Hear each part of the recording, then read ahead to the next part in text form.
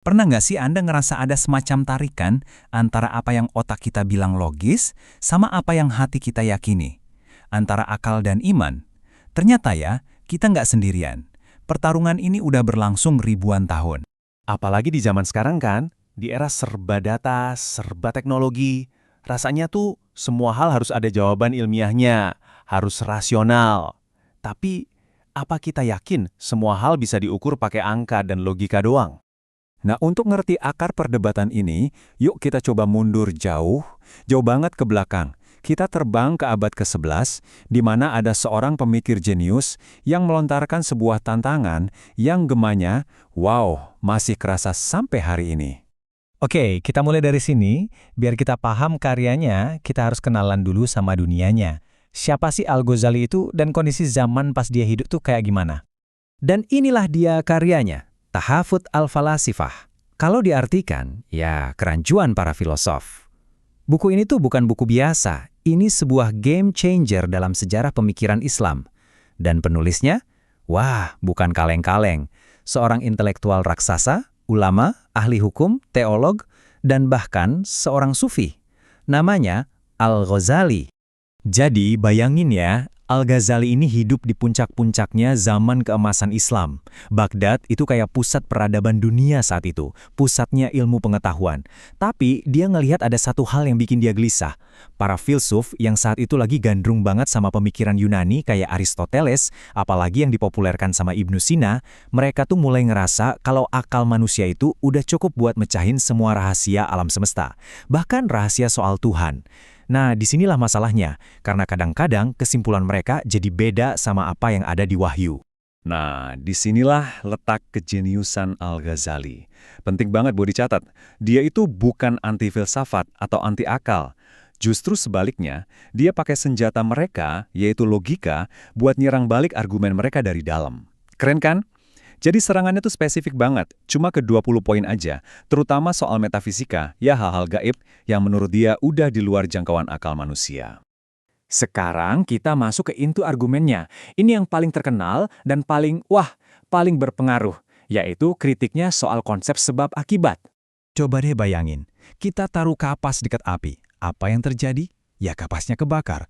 Pertanyaan simpel, apakah api yang menyebabkan kapas itu kebakar? Kedengarannya sih jelas ya jawabannya, tapi percaya deh, jawaban dari pertanyaan ini bisa membelah dua cara pandang dunia. Oke, jadi menurut para filsuf jawabannya iya, pasti. Api itu punya sifat membakar, itu udah hukum alam. Jadi kalau ketemu kapas, ya wajib hukumnya kebakar. Tapi, Al-Ghazali datang dan bilang, tunggu dulu. Kata dia, yang kita lihat pakai mata kita itu cuma dua kejadian yang berurutan. Satu, ada api. Dua, kapasnya kebakar. Kita tuh nggak pernah benar-benar melihat kekuatan yang namanya menyebabkan itu. Kutipan ini, nih, ngerangkum semuanya. Jadi, bagi Al-Ghazali, api itu nggak punya kekuatan buat ngebakar dari dirinya sendiri. Yang bikin kapas itu kebakar, ya Tuhan, pas momen kapas itu nyentuh api. Keteraturan alam yang kita lihat sehari-hari, api membakar, air membasahi, itu cuma kebiasaan yang diciptakan Tuhan. Tapi Tuhan nggak terikat sama aturan itu. Nah, ini dia yang membuka pintu bagi kemungkinan adanya mujizat. Kayak kisah Nabi Ibrahim yang nggak mempan dibakar api. Poin pentingnya tuh ini. Cuma karena dua hal terjadi berurutan, bukan berarti yang satu pasti menyebabkan yang lain. Istilah kerennya, korelasi itu bukan kausalitas. Kita cuma ngelihat pola, kebiasaan Tuhan, bukan hukum besi alam semesta. Aktor utamanya di balik layar, ya kehendak Tuhan. Ini pemikiran yang radikal banget pada masanya. Dan ratusan tahun kemudian, filsuf barat kayak David Hume juga mikir hal yang mirip loh. Terus, kenapa kita ngomongin argumen orang dari 1000 tahun lalu, pentingnya apa buat kita sekarang? Nah, ini dia.